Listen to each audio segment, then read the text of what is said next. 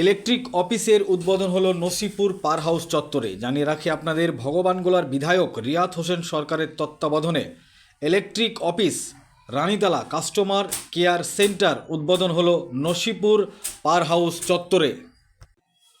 ভগবানগোলা ২ নম্বর ব্লকবাসীর দীর্ঘদিনের দাবি পূরণে মুখ্য ভূমিকা পালন করলেন ভগবানগোলার বিধায়ক জনাব রিয়াত হোসেন সরকার। মুখ্য ভূমিকা পালন করে ইলেকট্রিক অফিসের উদ্বোধন করালেন বিধায়ক রিয়াত হোসেন সরকার। আজকের এই কর্মসূচিতে উপস্থিত ছিলেন ভগবানগোলা এসডিপিও বিমান হালদার, ওসি অরিজিৎ ঘোষ, বিধায়ক রিয়াত হোসেন সরকার, সাংসদ আবু তাহের খান, ভগবানগোলা ২ পঞ্চায়েত সমিতির সভাপতি মীরা বিবি, সহকারী সভাপতি মিজানুল হক ডাবলু, বিশিষ্ট সমাজসেবী এবং শিক্ষক গোলাম সাদিয়ার, স্বপন অধিকারী মাসাদুল খান, আখরিগঞ্জ গ্রাম পঞ্চায়েতের প্রধান শাহিন শেখ, হাসিনা বিবি, কর্মাধ্যক্ষ সীমা খাতুন, রেজাবুল হক। সর্বোপরি উপস্থিত ছিলেন পশ্চিমবঙ্গ রাজ্যের মন্ত্রী আখরুজ্জামান সাহেব। উদ্বোধন হলো, বিশেষ করে চরের মানুষেরা উপকৃত হবেন, সেখানে দাঁড়িয়ে চরের মানুষের জন্য আপনারা কি ভেবেছিলেন বা আজকে উদ্বোধন নিয়ে কি বলবেন? আজকে এই যে কাস্টমার কেয়ার সেন্টার এখানে চালু হচ্ছে রানীতলায়, এটা আমাদের নিশ্চয়ই দীর্ঘদিনের দাবি এবং মাননীয় মুখ্যমন্ত্রী, তাকে ধন্যবাদ জানাই। এই দপ্তরের মন্ত্রী, আমাদের প্রিয় নেতা অরুণ বিশ্বাস, এবং সাথে সাথে আমাদের নেতা যিনি মুর্শিদাবাদের একমাত্র মন্ত্রী আখরুজ্জামান সাহেব, তার চিন্তা ভাবনা এবং সাথে সাথে রিয়াত হোসেন সরকার, সে এখানকার এমএলএ, সেও বিধানসভায় দাঁড়িয়ে এটা নিয়ে বারবার বলেছেন। সমস্ত এটাকে মান্যতা দিয়েই এই ব্লকে, ভগবানগোলা ২ নম্বর ব্লকে কোনো এই কাস্টমার কেয়ার ইউনিট ছিল না। বিদ্যুতের বন্টন ব্যবস্থা যেমন আরও সুন্দর হচ্ছে, তেমনি এখানকার মানুষকে খুব সহজভাবে যাতে তাদের ইলেকট্রিক বিল থেকে সমস্ত কিছু জমা দেওয়া যায় তার ব্যবস্থা ছিল না। এই ব্লকটা ফাঁকা ছিল।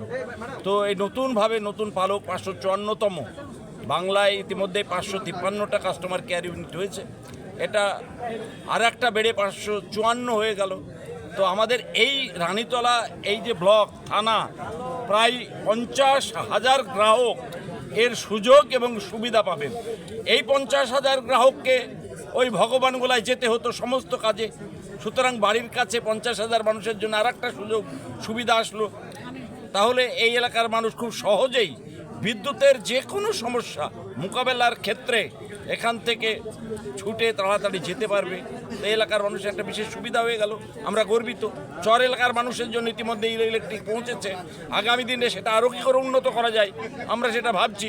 একটা বিরাট চর এলাকা আছে, সেই চর এলাকার মানুষ বিদ্যুতের পরিষেবা এতদিন পেত না, এখন পাচ্ছে। সেটাও মাননীয় মুখ্যমন্ত্রী মমতা বন্দ্যোপাধ্যায়ের চিন্তা ভাবনাকে সামনে রেখে আগামী দিনে আমরা চাইব যে বিদ্যুতের সমস্ত পরিষেবা আরও ভালো হবে, এবং 1 ঘন্টার মধ্যেই আমাদের এখানকার যারা এই বিদ্যুতের পরিষেবা দিচ্ছে তারা তাদের বলার সাথে সাথে বাড়িতে পৌঁছে যাবে। এটা আমাদের কম পাওনা নয়। ভগবানগোলা ২ নম্বর ব্লকের মানুষের, রানীতলা থানার মানুষের ৫০,০০০ গ্রাহকের একটা বিরাট সুযোগ এবং সুবিধা আমার সরকার, মামাটি মানুষের সরকার করে দিল। সাথে সাথে ভালো ভোল্টেজ পাচ্ছে, গ্রামে গ্রামে আগে ভোল্টেজ পেত না।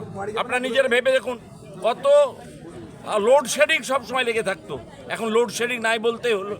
এবং ভোল্টেজ যে গ্রামে পায় না, নতুন করে তার সংযোজন করা হচ্ছে, সেখানে সেই তারের মাধ্যমে সেখানে ভোল্টেজ যাতে ভালোভাবে যায়, 3 ফেজ লাইন চালু হচ্ছে, 3 ফেজ লাইনের মধ্যে ভোল্টেজ যেন প্রত্যেকটা মানুষ পায় তার ব্যবস্থা হচ্ছে। সুতরাং মানুষের যে চাহিদা সেটা বিদ্যুৎ দপ্তর পূরণ করছে, কোনো অসুবিধা নাই, আমরা সাকসেসফুল। বামফ্রন্টে বিদ্যুতের জন্যই বারবার অপমানিত হয়েছে, ধাক্কা খেয়েছে। বামফ্রন্টের সময় আমি এমএলএ ছিলাম দীর্ঘদিন, সুতরাং আমরা বিধানসভায় কত ধরনের প্রতিবাদ বিধানসভায় ভিতরে দাঁড়িয়ে করেছি। সুতরাং সেই বিদ্যুৎকে নিয়েই আমাদের মামাটি সরকার ভীষণ সাকসেসফুল। পাশাপাশি একটা চাহিদা আছে ব্রিজের, আখরিগঞ্জ এলাকায়, এটা কবে পূরণ হবে? দেখুন, এটা আখরিগঞ্জের মানুষের ব্রিজের চাহিদা, এটা খুব বড় ব্যাপার। পদ্মার উপরে ব্রিজ, কারণ ওপারে খুব সামান্য মানুষই বাস করে, এবং যারা বাস করে 4, 5, 6টা বুথ তারা বাস করে, তাদের জন্য বর্ষার সময় সবটাই তো জল আর জল হয়ে যায়, কোনো স্থল তো থাকে না, অনেকটা দূরে গিয়ে স্থল পাওয়া যায়, একটা লেংথ অনেক বেড়ে যায়। সুতরাং এই ব্যাপারটা এক্ষুনি বলবো, এটা সঠিক হবে না। আগামী দিনে নিশ্চয়ই আমাদের চেষ্টা থাকবে সেখানে কীভাবে সেই পদ্মার এলাকার মানুষ খুব কষ্টে থাকে তাদের সুযোগ এবং সুবিধা কিভাবে আমরা পাইয়ে দিতে পারি, তাদেরকে কিভাবে মূল স্রোতে ফিরিয়ে আনা যায়, প্রত্যেকটা মানুষের সঙ্গে যোগাযোগ যাদের আরও তাদের সুন্দর হয়, সেই পদ্মার এলাকার মানুষের জন্য আমরা সবসময় ভাবছি এবং লেগে আছি।